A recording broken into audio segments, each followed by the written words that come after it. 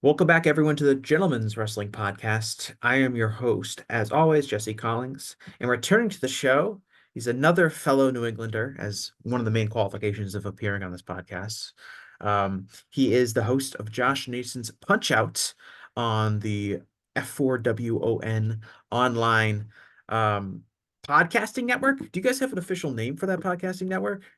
I think you pretty much named it right there. Yeah, Unofficial. Yeah, we don't really have an official name. No. right. And he's also the contributing editor for the site. It's Josh Nason. Josh, welcome back to the show. Yeah, thanks for having me. It's a big week coming up. Of course, as you mentioned, fellow New Englander, and I am awaiting. This is Tuesday, April 2nd. Not to break kayfabe as we're recording this, and I'm looking outside. Nice weather out, but in like 48 hours or less, we're gonna have snow again, and this is ridiculous. It's April 2nd, and we're already planning for snow.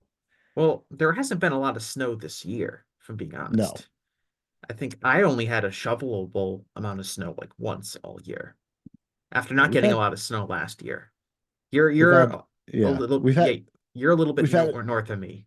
We've had a few. Yeah, I'm in New Hampshire. We've had a few more, southern New Hampshire. So we've had a few more cases of that. But yeah, right. The Red Sox are playing, and just ready to be done with all this stuff. Next week's supposed to be in the 60s. I know people love weather talk, so I'm glad we're kicking off with this. But yeah, it's a connection point. It sure is. Yeah, we're gonna get like an inch of snow, I think, on Thursday, if that. I'm not really expecting anything. Um, as long as it doesn't snow during the eclipse, which we talked about briefly on air, is that I'm going to Canada for the eclipse. So I'll be very disappointed if I spend all that time and energy to get there only for it to be very cloudy at roughly 3:30 Eastern time in the afternoon when the eclipse is supposed to happen. Yeah, Um, but anyway, Josh is really here to talk about WrestleMania and specifically the main events of WrestleMania, night one and night two, and the entire kind of build and angle between Cody Rhodes and The Rock and Roman Reigns and Seth Rollins. And I'll start with I'll have an open-ended question for you, Josh, that I think is a good place for us to get started. But we'll talk about the night two main event in a bit, but this night one main event, this tag match between Roman tagging with The Rock versus Seth and Cody. Here's the open-ended question. This is the biggest WrestleMania main event since blank. the Roman Cody match is the biggest WrestleMania since blank. Not the Roman Cody match, Oh, sorry, the the tag team the match. tag team match, which Got it, I got it. think is bigger than night two, but we'll get into that later. But just Yeah. the heat, how hot this angle seems to be, how big business seems to be related to it. When was the last time it felt like WrestleMania had a main event that felt this big and as important? Um, I mean, I kind of liked last year's, with just So I the got Roman sucked. and Cody Yeah, main event. I get sucked into the story of it, and it's really really hard to not like Cody Rhodes in this iteration, what he's done, and especially following his travails through the years and from AEW that run, or what I don't know how Roman Reigns described the other place, or he was gone somewhere or something doing something not important. However, he didn't chose to not acknowledge AEW. But yeah, I was really into last year's because yeah, I am going to stick with last year's because I remember having a emotional reaction after it, not tears or rage or anything like that, but I gave a shit. I cared about it. I cared about what happened, and I was shocked when Cody didn't win. And I just had it made me feel something. Your other main events that they've had through the years have been like, okay, like The Rock and Cena, and those it's kind of fun spectacles. But after it wasn't, you weren't thinking, you didn't really have, like, at least I didn't have that connection point. And I think that's kind of part of it. It's supposed to make you feel something. I know many people are into ratings and how those make them feel, but you're supposed to care about what makes you feel, what we're watching. And last year made me feel something afterwards. I'm like, I just can't believe that Cody Rhodes didn't win. I just don't. So I would say last year. So you're telling me that you don't have a feeling, and then the 18 to 49 demographic information comes out at 4 o'clock next I have afternoon, a and that changes your feeling?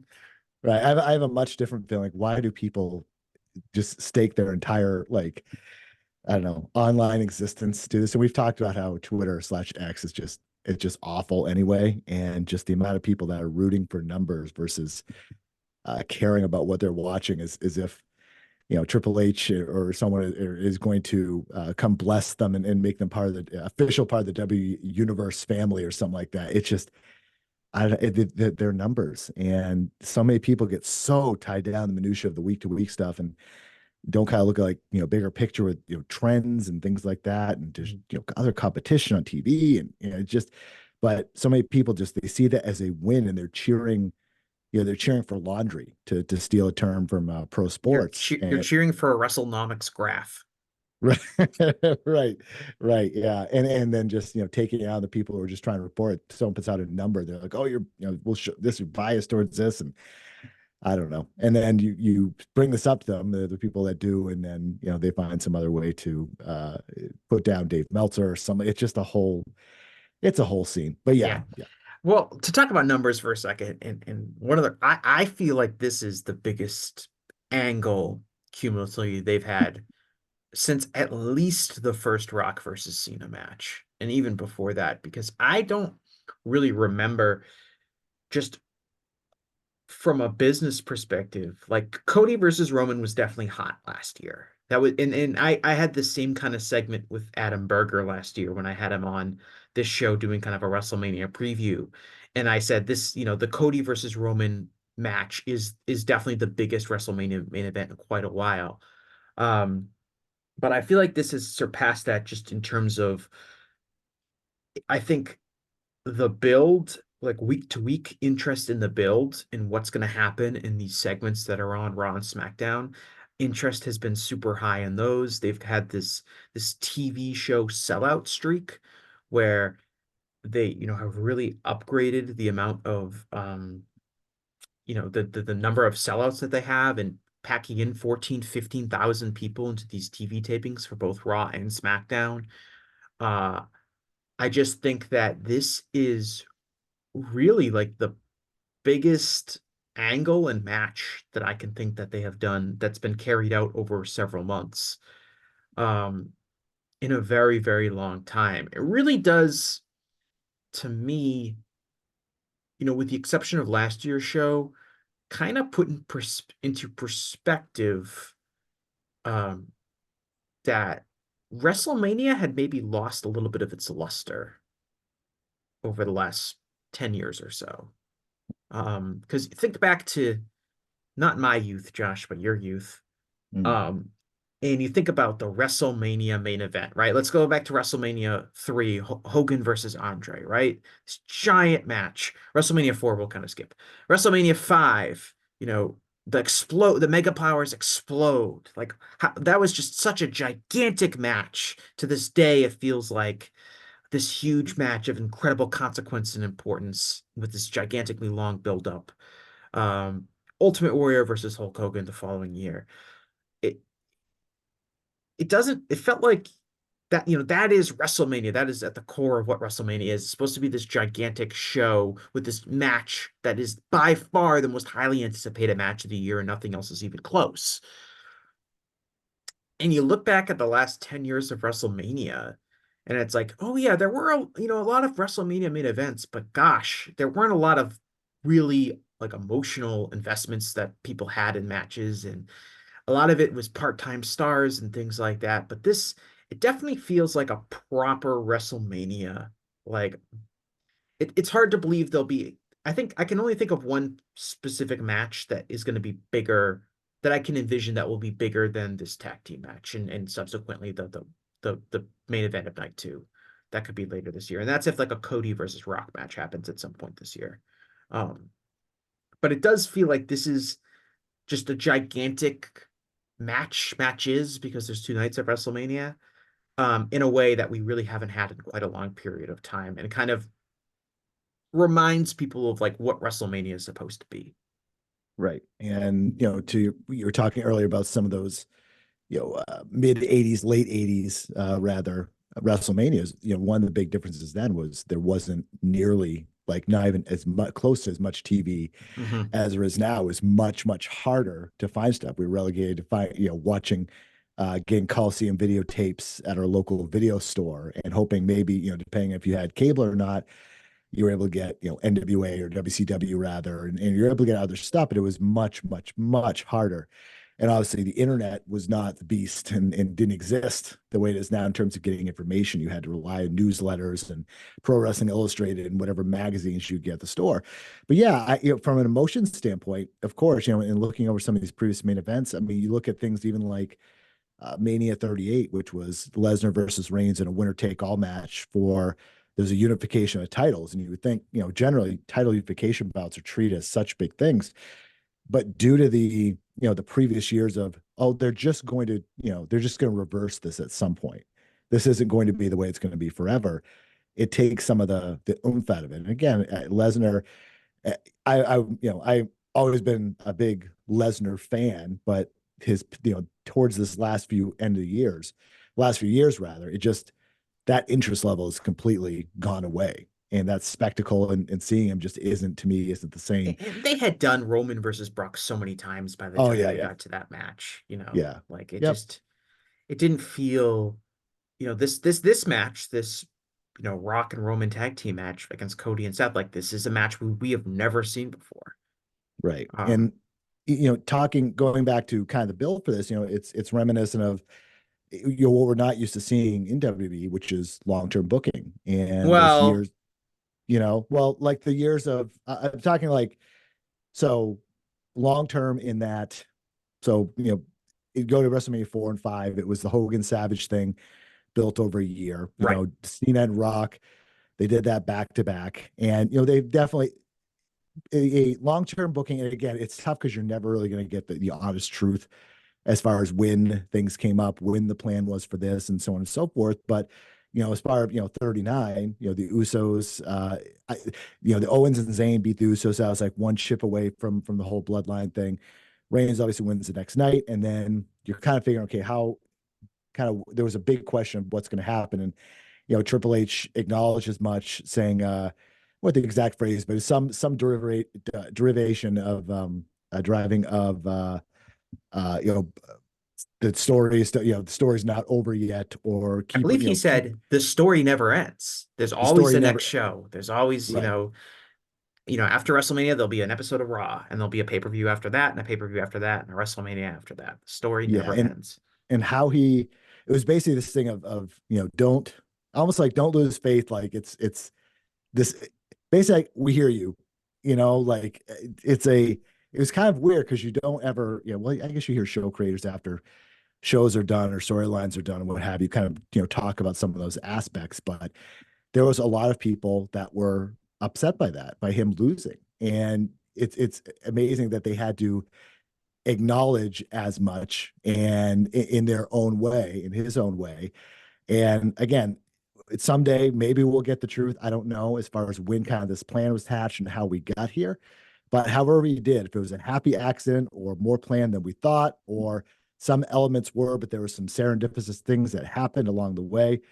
We got to 2 nights where there's no question these are the two biggest matches that they can do on both nights, and it's good to have that. It's clear to have that. One leads into another, and how they've woven this in over the past few months has been riveting.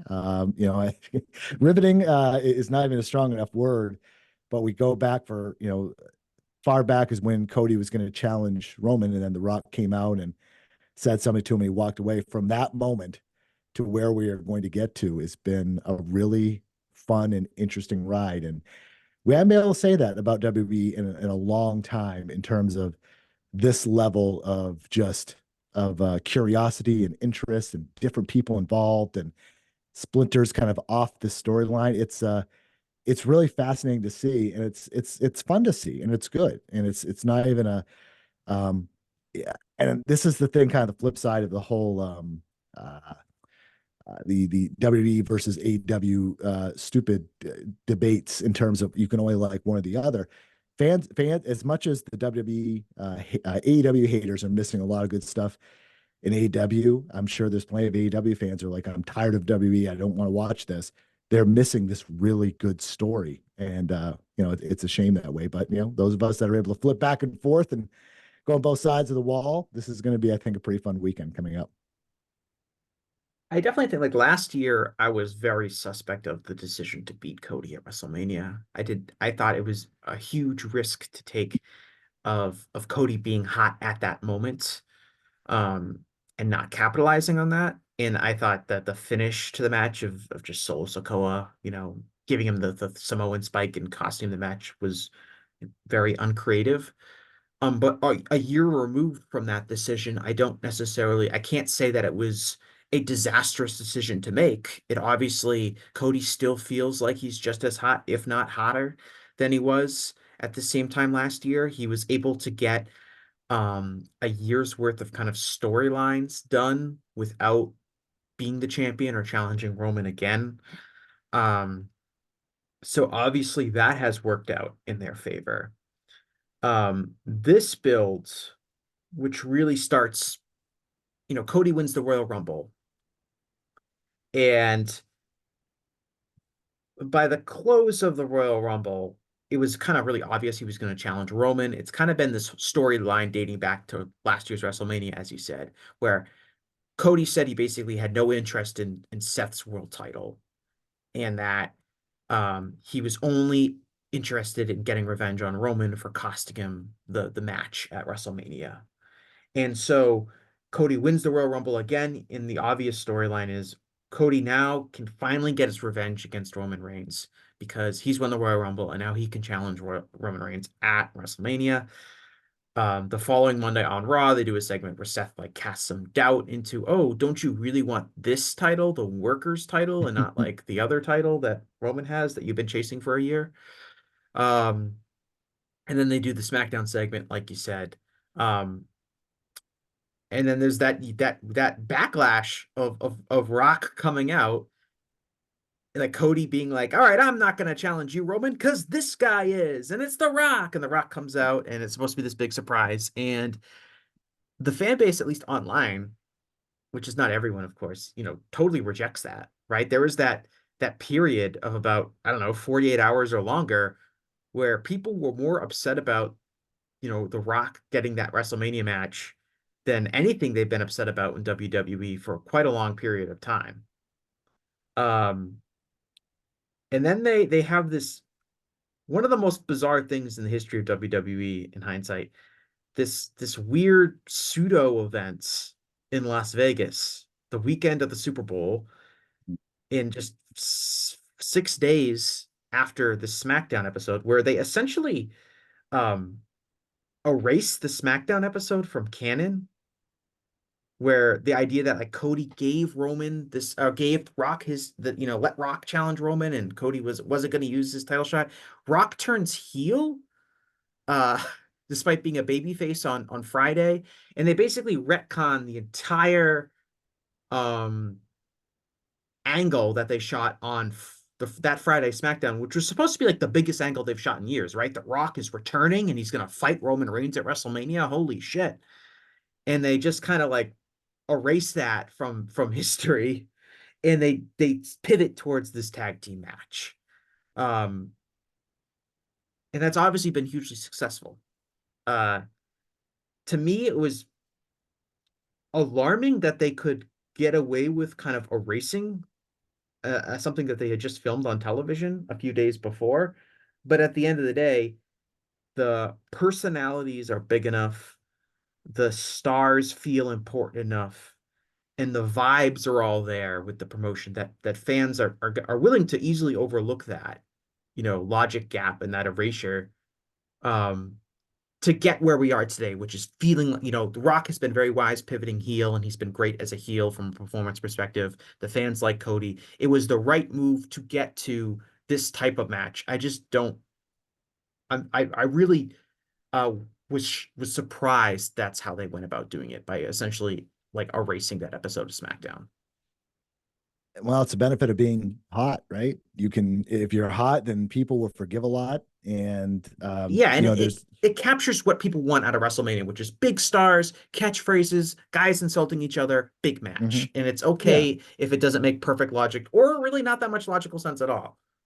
Right. So I'm curious when the actual if there was an actual pivot made or how because they had to know there was going to be some sort of blowback to completely replacing the Rhodes main with the Rock. I mean, unless they were completely oblivious and like, or just saying it doesn't matter, do a steel phrase on the Rock. Like, it doesn't matter what people think.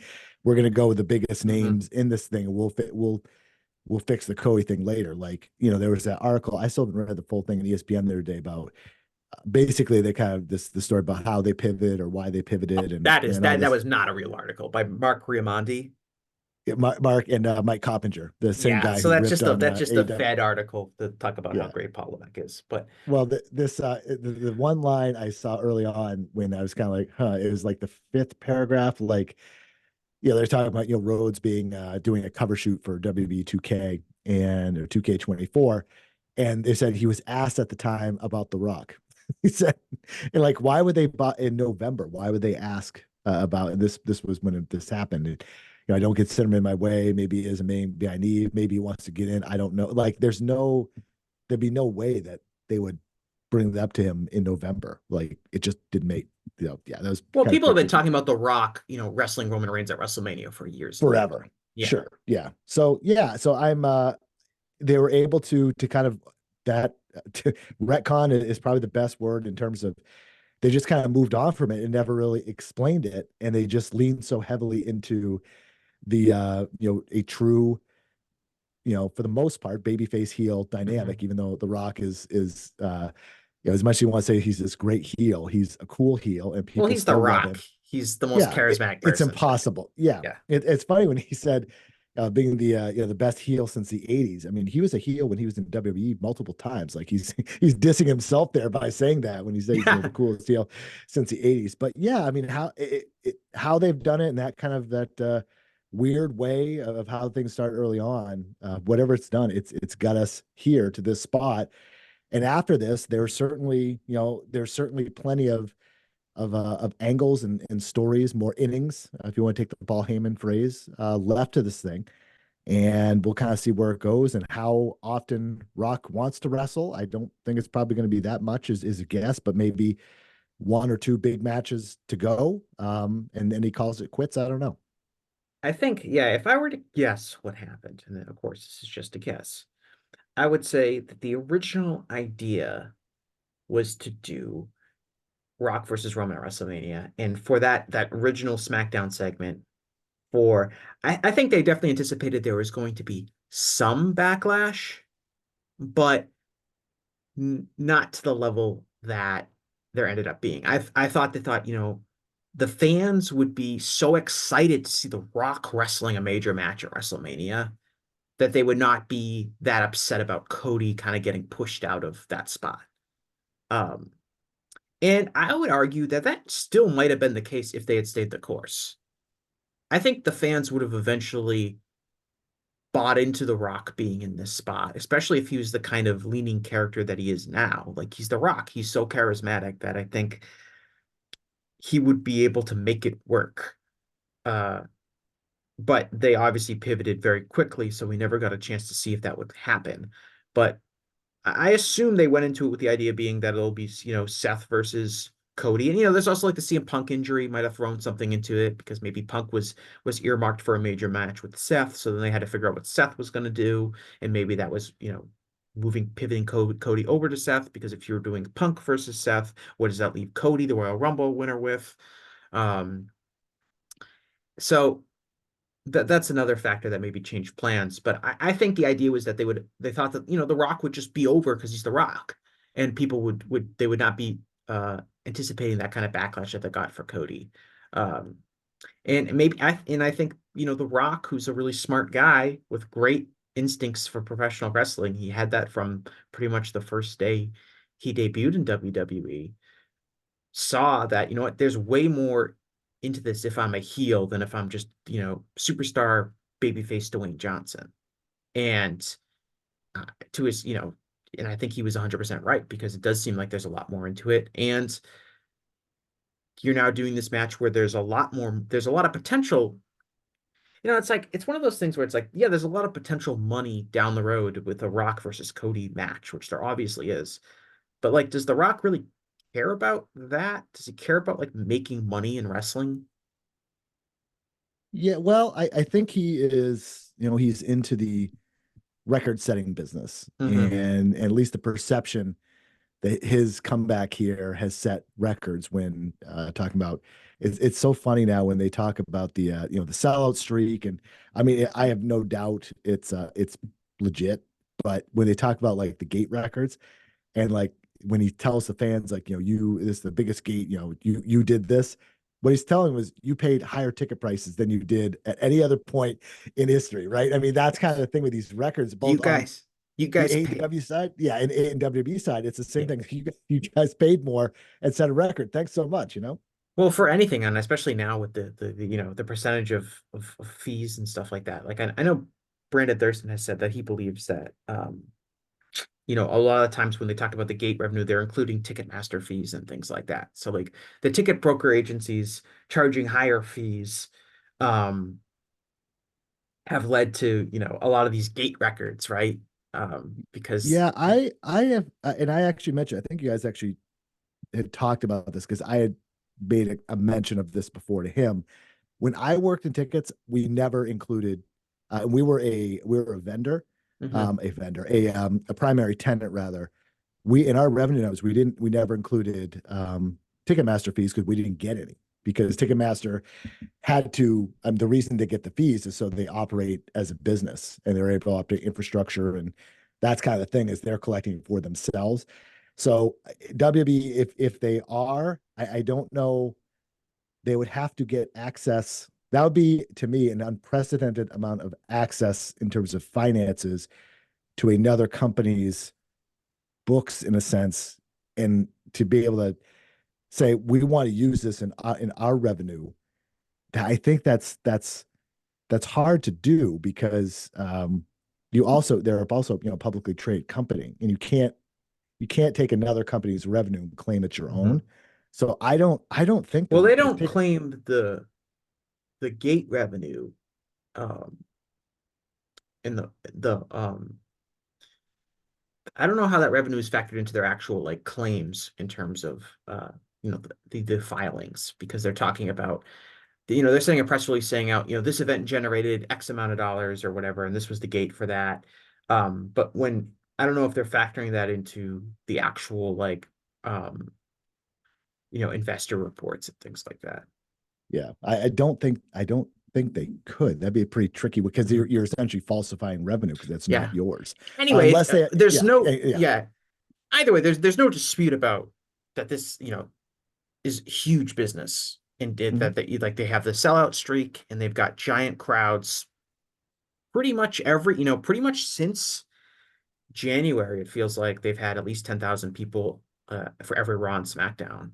In they've been in some big markets, but they haven't been in giant. They've been in some pretty small markets and drawn some pretty big houses as well. Um, and it's hard to think that it's because of anything other than the strength of The Rock coming back and bringing more eyeballs to the product. And to The Rock's credit, he has not been just showing up once or twice since he first came back. He has been on TV probably about once a week, and he's been on Raw, he's been on SmackDown. He has been the complete engine of this feud is The Rock. It's not really Roman and it's more Cody, but The Rock is really the pivotal person here, and he's put in the work at least in terms of showing up and creating the most compelling content um of this feud. Wouldn't you agree? Oh, of course, yeah. I mean, he's one of the biggest uh, pop culture stars in the whole world. So yeah, I mean, for him, he has to. I mean, to me, like this is what he should be doing. And I know there's been a lot of a lot of comments about he is kind of really the A side in this, and Roman is kind of fading into the background. Roman Reigns is not as big a star as The Rock is. He's just not. So, I mean, I know that there's it- I think Dave or Brian. I think Dave was mentioning they're going to appear in the Tonight Show this week, maybe Friday or Wednesday. I don't know which day it is. And he's like, they should really try to make it 50-50 in terms of I don't know how you make an interview 50-50 with two guys, but There's just 50-50 booking, you say? 50, yeah, It's 50, night 50 show, book. yeah. Yeah, exactly. But there's no way to do that, and they probably shouldn't, because if Dwayne Johnson was just sitting there and barely answering anything, and Roman was in the A chair, so to speak. Again, this is not for wrestling fans. This is for like mid America that wants to be sold this, and they see The Rock as a movie star that used to be a wrestler, and they may not necessarily be into wrestling. They just need to be sold to get Peacock and watch the show both nights. So are you going to trust the guy that is arguably one of the most well-known celebrities in the entire world, or are you going to go with Roman Reigns, who's very well known, but my mom would not know who Roman Reigns is, but she would know who Dwayne Johnson is. Yeah. He but he just I think he's really kind of, I don't want to say goes above and beyond because that's like kind of a stretch, but he has really put in a lot of effort, especially if you consider that they probably pivoted to him being a heel. Like he's cutting these 15-minute like Instagram promos and stuff on Cody. He's doing all this stuff. He's like you said, he's showing up a lot. Like he is not like, yeah, I'll do a few segments and then I'll have a match at WrestleMania. I mean, he is really he has been the most important, influential, pivotal, important person on WWE television the last 3 months, and I don't think it's not even close. I mean, I Um, can't I can't think of a more important one other than Cody Rhodes. I can't think of a more important one in years. he's yeah, just I mean, like, he's so much better, and he should. I mean, this is his realm. He should be. But you're right. He's putting in the extra work. The long uh promo videos he does on the week on the Friday, usually before SmackDown, is doing those. And the other thing too, which I thought has been really interesting, is this whole thing about his as a non-PG language, right? And mhm. this whole thing. And I mean, he is they really have to they really have to block out a lot of stuff he's saying on TV, like not just saying shit, but the F word, and like he's flowing it just into his language. I mean, he was doing it last night on Raw, and he was still like, as he was walking out, you could see him mouthing the words.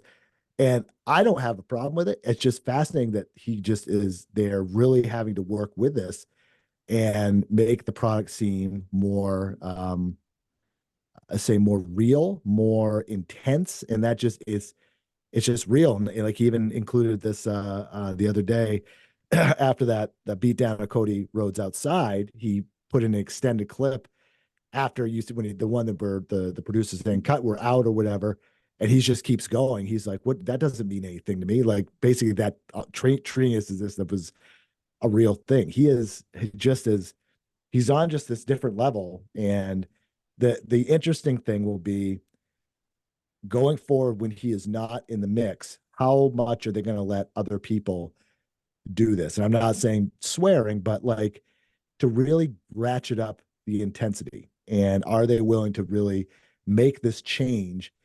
And so many people are so desperate to get back the Attitude Era. I'm not saying like that, but to add a higher level of intensity than they've had in the Vince McMahon era in the late days, that would be very welcome. I think that would attract more people into it because it doesn't feel like it's for kids. It feels like part of this, at least most of it, this angle feels like it's for adults, and that's good. Yeah, I mean, you use the word real to describe kind of The Rock's character, which is funny because he's The Rock and he's like he goes by the name The Rock and refers to himself in the third person. Like there's Yeah. definitely elements of that that don't feel real, but I feel like when the discussion has come up with, I think there was a story. I don't know if Dave reported or someone else did, but there was some, discussion a week or two ago about, uh, you know, talents maybe being a little bit frustrated that, The Rock is able to swear, and Cody did a blade job the other night on Raw. But and The Rock is able to kind of do whatever he wants. He's got Brian Gerwitz writing his promos for him, and other people aren't allowed to do that, which in the history of the wrestling business is the biggest stars are allowed to do a bunch of things that your regular mid-card stars are not allowed to do. Right. Um, but what it did was it's not necessarily like um the swearing is not necessary.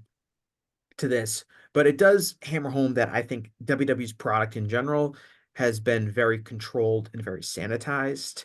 And obviously, especially in the late stages of Vince McMahon's creative tenure, there was a lot of verbiage that was forced to be used, and the characters were all really over the top and wacky and didn't feel real. And I say I think that's hurt Seth Rollins in this feud. He doesn't feel like a real person. He's goofy Seth Rollins with his crazy outfits, and he's got, the fans sing his entrance theme, but he doesn't feel like a real person. He feels like this cartoon character. And he looks very out of place when he's interacting with The Rock and Cody in particular. And it's not just because he's maybe not as charismatic as those people, it's because he doesn't feel like a real character. And I think he doesn't have the kind of uh I don't know if it's the ability or the freedom to be able to feel real, um, like The Rock does. And I think if this is a lesson for the future of WWE's creative, the lesson is that these talents, especially the ones that are capable of doing it, should be given a lot more freedom to explore their characters and be able to come across the way that they wanted to come across on television, not necessarily the way one person like Vince McMahon wants them to come across on television. Yeah, that could be one of the best developments of the Levesque era is more freedom on promos and Yeah, just it's more it's not let like, yeah. yeah, we don't need to see the Attitude Era again, like you said. Like I don't need swearing, I don't need Ron panty matches, I don't need dick jokes, like all the Yeah. stuff that I don't care about from the Attitude Era. But let these like pretty much anywhere else in wrestling history, let the talents have a little bit more creative control over what how their character is at least presented on television, because the chances are you're going to get at least, I think, a little bit more compelling stuff as opposed to where the product has been over the last several years. Yeah, when people believe in their character, it makes it easy for them to have dialogue and promos and so on that makes it feel legit. And you look at kind of up and down, at least the bigger the guys that really get the biggest pop and the girls really get the biggest pop. That's kind of the ones that really stand out are the ones that are natural, and the ones that are I've noticed more on the AEW side are starting to feel more like characters, and it's a fine line, but once you find it, the crowd will tell you. The one of the big things that I've really noticed with with WWE in recent times is they're leaning into people singing entrance songs and trying to really make that a thing to engage the audience more. The audience seems more alive at shows for WWE than in a long time, and They're that's more for the most alive part. during entrances for sure. I would Yeah, During yeah, matches, I would say, especially during the meat of the match. Uh, right. I wouldn't say necessarily that they're super engaged. But they're Um, but they're singing, they're involved, and if you were to ask most fans leaving buildings, they would probably say that was a great show. So much fun. They felt part of it. They felt part of the presentation rather than being presented yeah, to, I and think that's a good thing because when your fans are into it, that just it helps that vibe. Especially watching at home, you like to see people that are into it and having a great time, no matter what promotion it is. That's something I that drives me as a fan, being like these people are having fun. I mean, this must be something.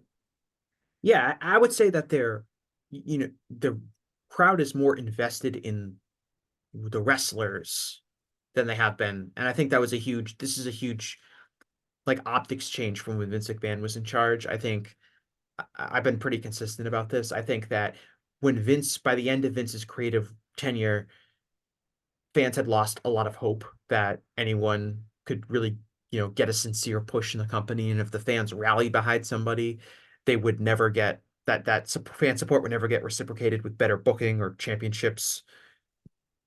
Um, because that's how Vince saw talent, as opposed to once Vince stepped down the first time, and Levesque took charge. I think that totally changed things where it allowed for someone like I'll use LA Knight as an example because like Yeah, LA it's a great Knight example. Yeah. organically got over with the audience, and I don't think he would have gotten over if the crowd thought Vince was still in charge, because I think they would have been really pessimistic, and they said, well, there's no point of really cheering for this guy because if Vince isn't going to give him a sincere push, then it doesn't matter. And even though, it's not like they made him world champion, Levesque, put him in an angle with Roman Reigns, didn't totally humiliate him like Vince would have, and gave him a sincere, you know, albeit brief main event run. And I think that really does a lot of good in terms of keeping that kind of fan engagement and telling the fans that you are ultimately the decision maker here, because if you really get behind somebody, the company will reflect that with its booking. And that was not the case when Vince was still in charge. And I think Yeah, that's been a major, major, major difference. Is just getting rid of that black cloud of pessimism that yeah. existed because of Vince's track record, and replacing that him with literally anybody else. And the LA Knight thing, I mean, and Raw on Monday. I mean, people are just they're so into it, and it's just like it's fun to see them into not just the upper stuff, but like the chants and like getting into LA. It's like I mean, I don't really, he doesn't really do like a whole lot for me in the ring, but that's fine. But people feel something for him, and And it that's the makes the way experience better. Yeah. that's the way wrestling should be. I mean, you can go back 10 or 15 years ago and you can say like, oh, Zack Ryder was really over, and Dolph Ziggler was really over. But what happened? Vince's creative, really beat them down over the years. Um, and now that Vince is gone, I think you're seeing some of that, organic fan engagement momentum return. And I think Levesque has done a good job at least maintaining that trust, um, Yeah. and making it happen. Now, I wanted to talk about when we were talking about like The Rock and feeling real. The problem I have with this going forward, like if when The Rock leaves, are we going to be able to see like more leeway in this? Is that I still get the sense that WWE's product is still intensely controlled from a production standpoint. I think the crowd miking and muting and stuff like that is really obvious. I'll point to an example that bothered me was CM Punk's promo from I think 2 weeks ago. Um, I watched that and he was talking about The Rock, and he he's in Chicago, right? He's gonna get all this kind of crowd reaction, and he said a line about he just throws out this line about The Rock, oh, when The Rock sparred with me, he realized his arms were too short to box with God, which is a line that he said when they were feuding um 10 years ago. And like the crowd, you can hear the crowd start chanting CM Punk, CM Punk, like really loud, this organic CM Punk cheer. And then you suddenly hear them just immediately go away, like instantly. Like they clearly turned down the volume on the crowd miking. So then Punk could continue his promo. And I was like, okay, so they don't want any outside uncontrolled noise interrupting CM Punk's promo. And just that's one example, but you can see it all over the show. And that is kind of worrisome to me as a fan, because it's like everything has got to be so controlled and micromanaged and manufactured, and it doesn't feel real. You could hear, if especially during backstage segments, you can hear like the whir of like the white noise of the crowd making some sort of noise, and then them going, oh, when something happens. Like it feels like I'm watching a multi-camera sitcom show with a laugh track sometimes. And that's like the opposite of where I think this like real direction needs to go. Yeah, I would agree. I am more for the organic, being organic. And if you do something, if you're doing things that aren't getting the crowd into it, then you need to make adjustments, and And not everything. Yeah, right. not go ahead. And this was like the CM Punk example. It's like it's not like CM Punk wasn't getting over with the crowd. He was getting crazy over with the crowd. He was in Chicago. All these people were chanting his name, CM Punk, CM Punk, and they were like, no, we got to turn that down. And that's Mm, different than being like, oh, this segment's bombing. We got to make it seem like it's good. This is like even worse than that, because it's like, sure. oh, this is organic noise that we didn't plan for, even though that it is objectively good in pro wrestling to get that kind of reaction. I think we can all agree on that. Um, I thought it was pretty funny, and during the show closing angle on Raw, the people they chanted for to come out and even the odds wasn't involved in the angle at all, and that was CM Punk. Did you notice that? That they all of a sudden, after the heels got the advantage, the crowd just starts chanting for CM Punk. He hasn't been involved in this at all. It's hilarious. Yeah. Like it's organically they just want they see Punk as a superhero to kind of even things out, even though his arm is all Yeah, he's not. yeah, he's not, he can't do it, and it's just I mean that was yesterday was quite the day for CM Punk, that's for sure. Yes. The I wanted to ask about, you touched on this a little bit. Like it to me, like Rock and Cody feels like the big feud for this WrestleMania build. How do you feel like Roman Reigns has fit into this build, both in just his character importance in storyline, but also in his performances as well? Because I do get the sense that there is, not that it's particularly damaging to Roman in the long term, but I do feel like him being like on the same team as The Rock has uh made him seem less important in WWE, because The Rock is just such a gigantic star and he's so charismatic. Um and he's so perfect for this, that Roman feels like less of a big deal than he did like at this time last year, where he was clearly the top guy in the company. Yeah, I mean he's definitely the B side in the team, and but it's hard because you're one of the most charismatic guys in the game ever.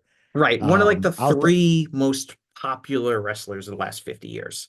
Right. So I was going to be tough for him to overcome that anyway. But if you look at kind of his character in his promos and interviews, it doesn't really change that much. He doesn't have he's not showing, I'm gonna say he doesn't have range, but he's not really showing a lot of range. And he's very much this, just kind of like even keel, but he is playing he's kind of amped up a little bit the arrogance factor of you're not going to take this. There's no way to do it. And that's really kind of driven home because that just makes people want Cody to win even more. Arrogance is treated as a heel characteristic. And especially the absolutes, like you're never going to do this. This is going to go forever and all this. And the odds constantly having to overcome the odds and everything. But yeah, I mean, as far as long term, I mean, I it's a good time. I mean, this is well past the expiration date for this title run to end. It's just you can't, like, they can't have Cody lose again, because if Roman is taking time off afterwards, you can have that belt on ice again. At some point, you just need some sort of jump start to things, and I think that too, I but think they did the same thing last year. I was like, well, they Roman's not going to did. be around after WrestleMania, so Cody really needs to win this title, especially because it's like both titles are on the line.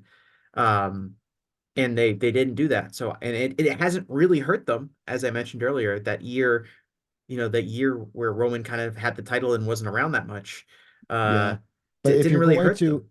but if you're gonna, the pivot would then be to go Rock and Roman, and then you have to turn Rock again, which is pretty easy. But I think you're then going to have this frustration of like, why can't we just get what we want? But going back to kind of the original question with Roman, he'll leave for a while and he'll come back and the pop will be just as big. I mean, he's just a made guy.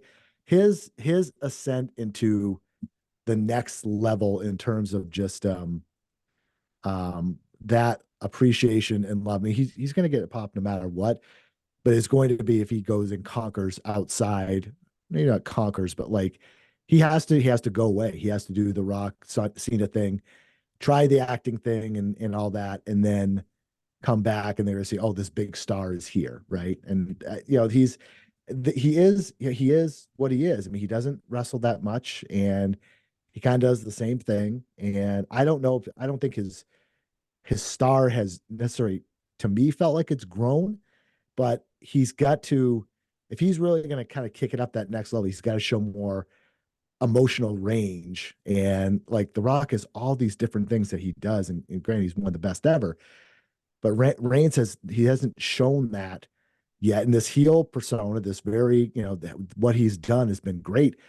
But if he wants to get kind of that next level, he's got to show something that's going to make fans feel something different, and it's going to be an interesting challenge, and we'll see how often he wants to do that. How they can't. they can't just run back the same playbook when they have him come back. It's going to be interesting stuff, different stuff. And there's plenty of storyline things that they can do. It's just a question of how much he wants to be around for it, and again, where kind of the next steps are with what's the end game in this next chapter after this weekend. Yeah, I think like um if you review the history of like WWE's top guys over the last 20, 25 years,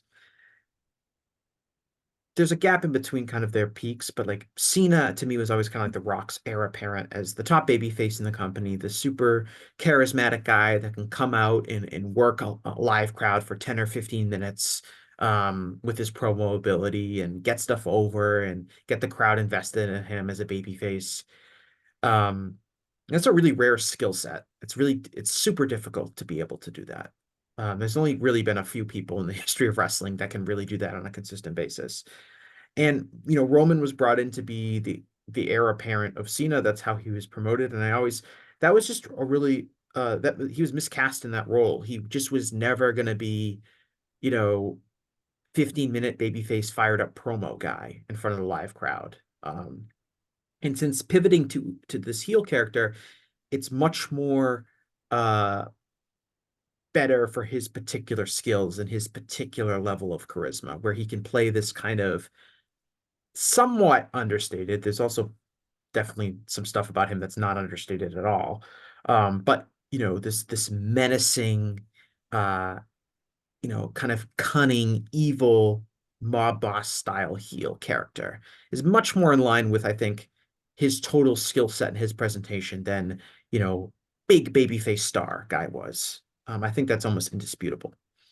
Yeah, and if you look, one other thing that's kind of worked against him is, you look at his, again, he doesn't wrestle that much, but you look at the last few, headlining big matches he's had, none of them have really like, most of them have been pretty boring.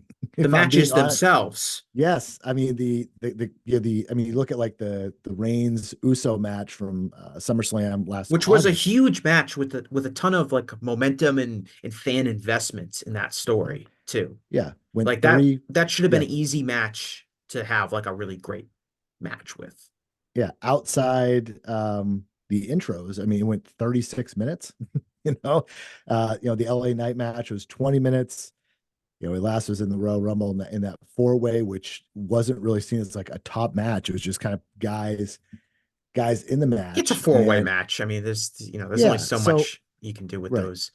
right. Yeah, I think like in ring, like heel Roman in ring to me, in addition to just having very, being so reliant on interference and waiting for the ref bump and that kind of stuff to happen. I mean, he makes faces and he punches and kicks guys. That's pretty much it. Um, but I think the point I was getting at was this character that he has now is better for his skill set. But then he comes out and he's being, paired with the most electrifying man in sports entertainment, like The Rock, Mm, who's just transcendently good at this. And I think Cody, as a comparison between, okay, it's unfair to kind of compare Roman to The Rock because The Rock is one of the best ever to do it. Although Roman's the one with a 1,000-day title reign and is being, mentioned on the Mount Rushmore of WWE wrestlers and uh is being talked about by some people as like one of the greatest wrestlers of all time. So I don't think it's necessarily unfair to compare Roman to The Rock because Roman has certainly been presented as the absolute top guy in wrestling for like the last 10 years. But like from a skill perspective, people who know it's not really fair to compare Roman to The Rock. But yeah. Roman has been booked to be as good as The Rock, like just in from his presentation and everything like that. But as a comparison, I think Cody, while not on the Rock's level in this regard, has been much better at not getting swallowed up by um the Rock's charisma. And part of that is, Cody is feuding with the Rock. So Cody is allowed to kind of go back and forth while Roman has kind of a more difficult dynamic to manage where he's like partnering with the Rock and like he can't go head to head with the Rock or insult the Rock because they're on the same team now. And it's a little bit more of a difficult dynamic to manage. But I do think that Cody has held his own as a credible babyface opponent of The Rock and has shown the charisma and the ability to generate fan support that you would want out of your top babyface guy. I think he's done a very, very good job in this. Yeah, and WWE has leaned in the fact that he is a babyface forever. For the longest time, it was so hard for them to really know how to book a true babyface. He's it. He's a great babyface, perfect for this role, and that's why it's been so. That clear dynamic is what people really get into wrestling for to begin with. It's the battle of good and evil. I like this person versus, I don't like this person. There's always shades of gray. That is such a thing in pop culture now, has been Mhm. happening, evolving over the last, 10, 15 years, whatever. But he's just, and he's active. He's constantly, he's working house shows and regular shows. I mean, Roman Reigns, since last year's WrestleMania, has only wrestled 8 times. And one, two, I have numbers from me. One, two, three, four, 5 times have been quote unquote televised, like on Yeah. pay-per-views. And he makes appearances, but it's there's also that thing of and we've heard this time after time in promos. So over the years, you're not around, the you're not around guy. Um, Yeah, it's a meta and narrative that fans are aware of now that maybe they right. wouldn't have And been a long time ago, which is like Cody is the guy who's literally doing the work, mhm, he loves this. pounding the Yes. road and making all the towns. Yeah, Um, he loves doing this. He loves performing for us. He loves being the arbiter of right. And this guy's barely even here. And the champion should always be here. It was the same thing during a lot of the Lesnar times, when people actually cared. And he's the right guy for the right time. And this is why, again, why he is not shriveled in the case of Rock. And they haven't made him look weak, in a Vince era. Who knows? Probably would have looked a lot weaker, but he's looked strong. Even, this, we got beat up by the Rock last week, and yeah, whipped to hell last night. He and Rollins. It's not like, oh, they're making him look weak. It's just that it's part of this whole thing of, you want to see him get his, and you have this feeling it's going to happen. It's all part of kind of this, the potion in well, making this thing happen. yeah, and that goes back to my point about like the optimism that the fan base has that they didn't have under Vince. Like the fans believe, despite what happened last year at WrestleMania, the fans still believe that Cody is going to get his revenge at WrestleMania. So they're willing to tolerate these heat segments to build up the match because they feel like, oh, just wait till WrestleMania. That's when Cody is going to get his revenge. When in previous eras, with good reason, the fans would be like, man, they're beating up the crap out of the babyface, and then we know Roman's going to win at WrestleMania again. Um, and I think that's a key part of the wrestling psychology that WWE had kind of fumbled away during Vince's creative reign. Was getting fans to think that way, and now they're kind of back on track, and I think that's made a huge difference. And I Mhm. think, Cody as a babyface, I think it's really interesting to me, and I think um, it's why he's worked better in WWE than he has in AEW. Is that Cody, I think fundamentally is a really, really good babyface worker, just overall as a babyface. He cuts good promos as a babyface. His matches, he knows exactly, he sells for a lot of it and then knows when to fire up. Like he really gets a lot of the nuances of being a good babyface. I think in AEW, his character began to stop getting cheered as much because I think that there was still this sense of phoniness that um existed with Cody that some of the AEW fans saw through, and that kind of led to some people booing him, which led to more people booing him, which led to this more split reaction. Um, as opposed to WWE, I don't think the WWE fan base sees that phoniness in Cody. Um, and I'm not sure if that's because he hasn't been presented in a way for them to see that, or the fan base is less discerning than some of the hardcore AEW fan base. I'm really not sure which one it is, but it seems like Cody's shelf life as a babyface has lasted a lot longer in WWE than it did in AEW. For whatever reason. And I think the main difference is just the fan base is different. And what the WWE fans want is slightly different than what the AEW fans want in terms of a babyface. Yeah, and WB has not done the aspect of having Cody lose a I'm never going to challenge for the world title match, early on. I think that that was hugely detrimental. And the fact that he was involved in The such storyline would not work if Cody had lost that match in his first right, match in WWE. right, He'd be chasing nothing. right. And that's part of the thing is these if he can't go for the big prize, it's like, well, what's the point, right? And then he got Right. involved that very, very long um feud with the Nightmare Factory and the Agogo promo, and then the never-ending feud with QT Marshall.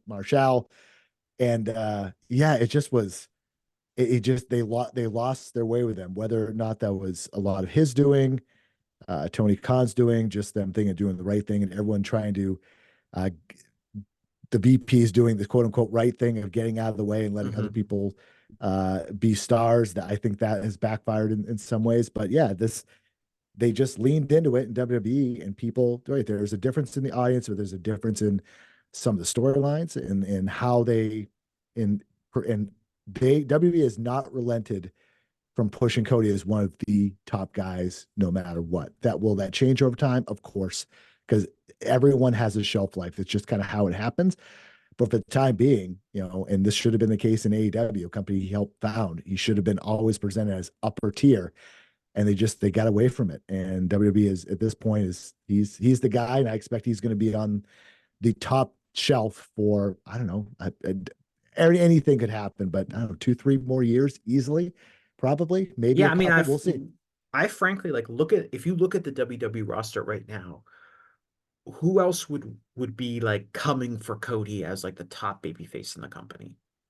Um, Rollins, you mentioned Rollins, and I would agree. He's just not. There's something about He, the he's just the a presentation. and he's a It's not known quantity, right? Like he's been a right. top guy for a long time, so I'm sure he'll be in the mix. Roman will be in the mix, obviously. Like there, but like Cody has despite not being a champion, has been the top babyface in the company. I would say for the Right. last year easily. Yeah. Um, As far as being able to garner sympathy, I mean, you look at guys like him, Sami Zayn, but Sami Zayn at this point, not, I mean, I suspect he's going to beat Gunter and have that's going to be a fun moment as well. But yeah, as far as like having that sympathy, and being able to portray that, which gets you really just lodged in people's hearts, I don't see anyone. There's no one else. That's why he's so unique, and that's part of it is actually emotionally caring. And there's guys like in terms of bay faces, Jay Uso is very popular, but I have not seen the sympathy in terms of I want to see him get revenge. It's just not there. And Yeah, there are a lot of guys that get, their entrances are over. They might have some catchphrases that are over. But I do feel like Cody is at definitely a different level in WWE in terms of like the emotional investment in matches that they yep, have. and it's Um, earned. It's people know his history, and it's earned, and that helps. Helps a lot. he's just trying to win the title that Dusty never won, the That's right. WWE Universal Championship. That's right. And to me, that is such a that's been completely pushed to the And background I'm at this glad. point. I'm glad because Yeah. I didn't like that angle. Like I thought it was really fake last year when they were doing the stuff where like Paul Heyman was like, "Oh, Dusty actually liked Roman and wished he was his son and not you, Cody." Like that was fake, stupid bullshit that I didn't care about. And I'm very glad that that has not really been that big of a part of the story Hmm. because and as a wrestling historian, it's like Dusty didn't care about winning the WWE championship. Like Dusty was the booker and booked himself to be champion like for like 20 cumulative days. Like um it was, it's one of those things that's like it always felt weird and Cody doesn't bring up Dusty in every promo like he used to. So I think I'm very glad we've gotten away from that.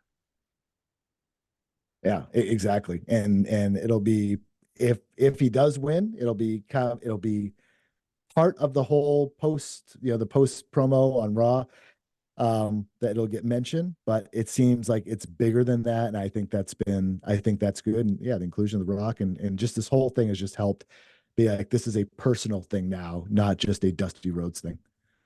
Mhm. Do you have any other thoughts? And the answer is I really don't. But do you have any other big thoughts on like WrestleMania and the WrestleMania card outside of those kind of two matches? Overall, it's the amalgamation of a lot of matches that they look good, they're interesting, whether or not people care. is a is another thing. You know, you look at like the Jey Uso versus Jimmy Uso match. I don't I don't know. I think the interest would be good, but I think, you know, are people really invested It kind of in feels the like win? I was gonna say it kind of feels like that feud peaked like for the Roman Jey Uso SummerSlam match, Yeah. and Hmm. they've kind of been treading water before the brothers kind of have their big blow off. Yeah, I would agree with that for sure. I mean, there's some, you know, the Sammy, like I mentioned, the Sami Zayn Gunter match, I think is going to be a moment because I think people expect Sami Zayn to win and end this streak, and I think that's probably good for, you know, for all people involved.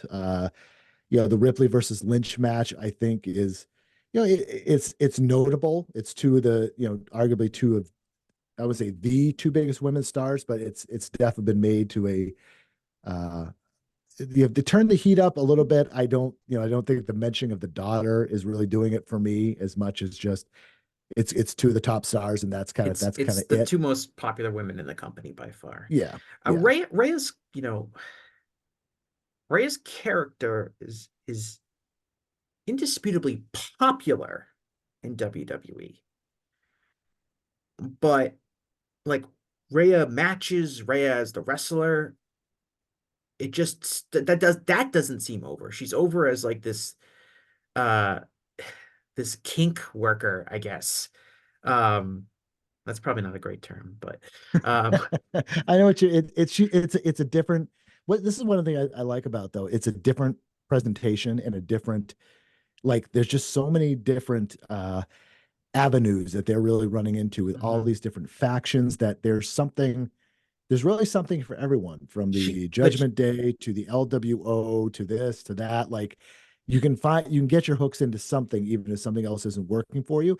But I mean, her run has just been, it's been like dominance, and, you know, it hasn't been like, wow, this has been, Yeah, I mean, she's you had know, the title for a year. Like, does she have any memorable defenses that really jump out to you? The victory at WrestleMania last year was obviously a great match against Charlotte, but I think she has wrestled I looked at these numbers like a week or two ago, but she has wrestled an extremely low number of matches. hmm, Like I think she's had about like I want to say like 25 matches um that have been televised since last year and she's been the women's champion the entire time.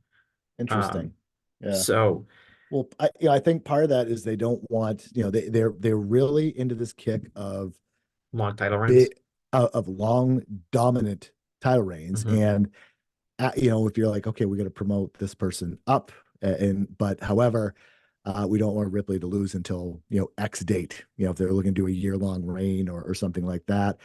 But yeah, I mean, part of the excitement in reign ending is excitement in the challengers, and, you know, Becky's probably as close as it's going to get now. You know, you could do Jade down the road, but do you want to essentially repeat what you did over the last year? You know, obviously you have Bianca Belair, and there's just, and that's also the problem with having two. I don't love two titles in the company anyway, but you have two women's titles, so that kind of splits things up a bit. So yeah, I mean, you know, going up the rest of the card, again, Jade Cargill making her in-ring debut, you know, protecting her obviously in a, Well, six for her woman. match that, she wrestled, she was at the Royal Rumble. Right, right, that's right. Yeah, for yeah, exactly. Yeah, good point. So having her kind of in a more traditional match, I mean, that's of interest, but isn't really, like, I don't think must see. It's more kind of like where they go there. Yeah, Yeah, the interesting one, Bianca Belair, who's tagging with Jade and Naomi. I mean, she made event WrestleMania, night one of WrestleMania like back to back years, I think so. Yeah, or against I Against Sasha Banks, and then Rhea, right? Was that it, or am I no getting that against wrong? Becky, It's Becky, right? right? Yeah, yeah. Maybe they did that Austin Owens thing one night. That was like technically the main event slot, I think. But I mean, she had two huge singles matches, and I think performed really well in both of them. Um, but ever since she kind of lost the women's title to Io Sky, I feel like her booking hasn't been anywhere close to where I think it should be, given how much investment they've had in her in the past.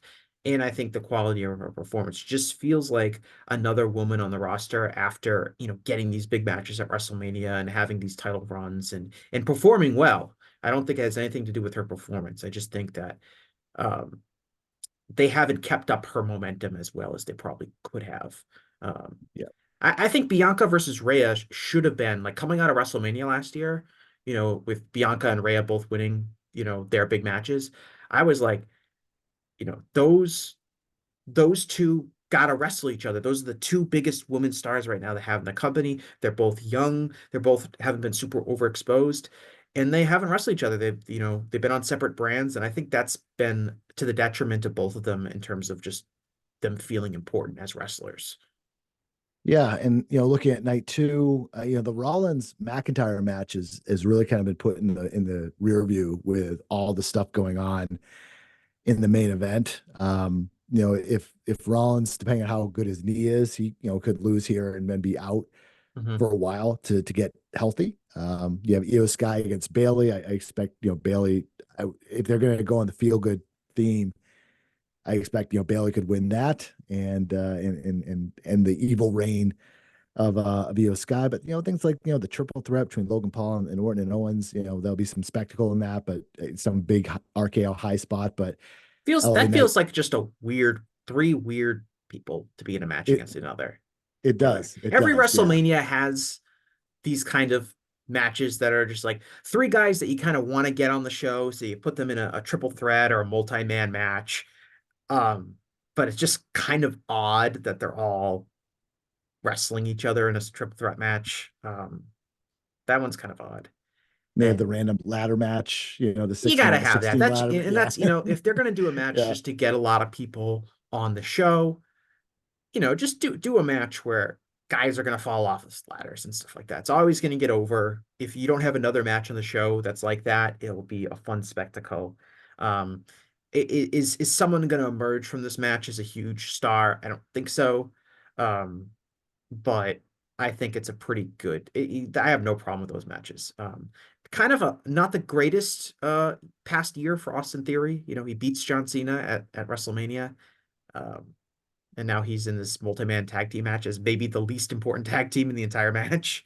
Yep, I would agree with that. Yeah, it's just kind of going to the card. There's names, but in terms of all the emotion is kind of really taken up with the main program, which it should be, and everything else is just it's going to be decent in-ring action, entrances, and the pops at the end, which I expect to be Bailey, Sami Zayn.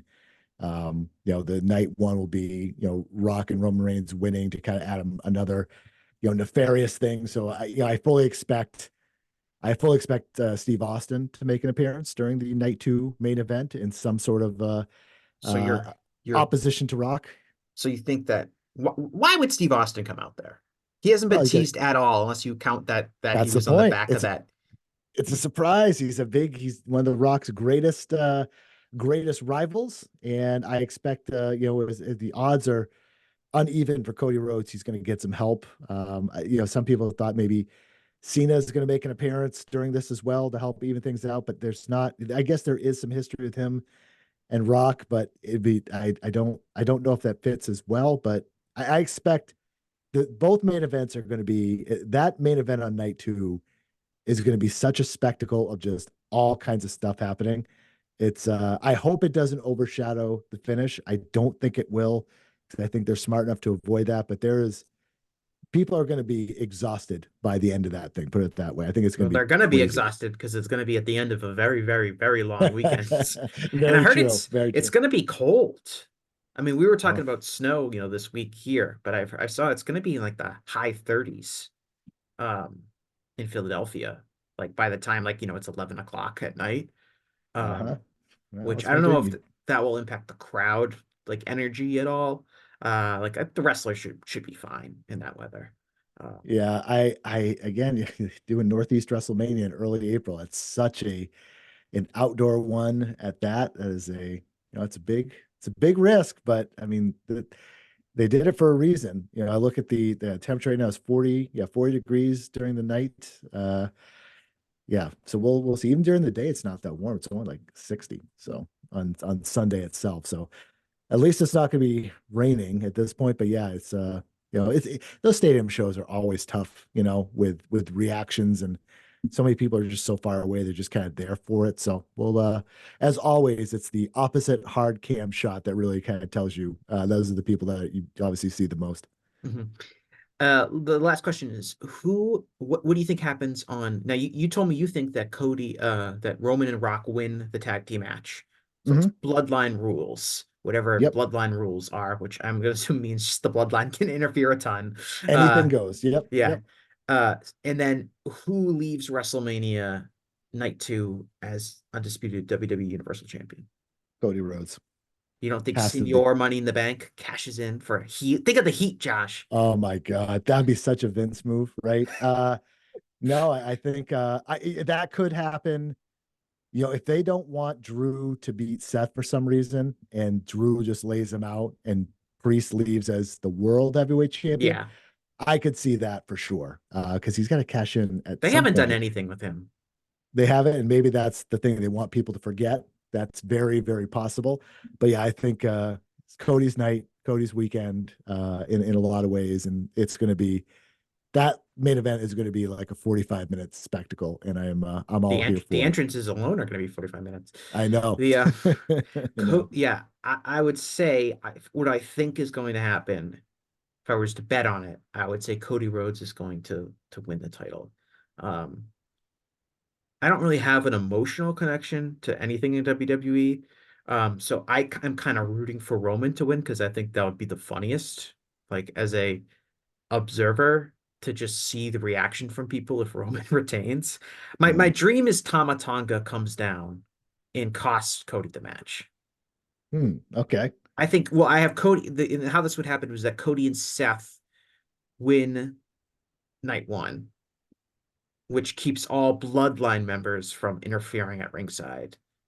And then Tama Tonga debuts as like the newest bloodline member in like he runs down and like gun stuns Cody Rhodes, and then Roman hits him with a spear and wins.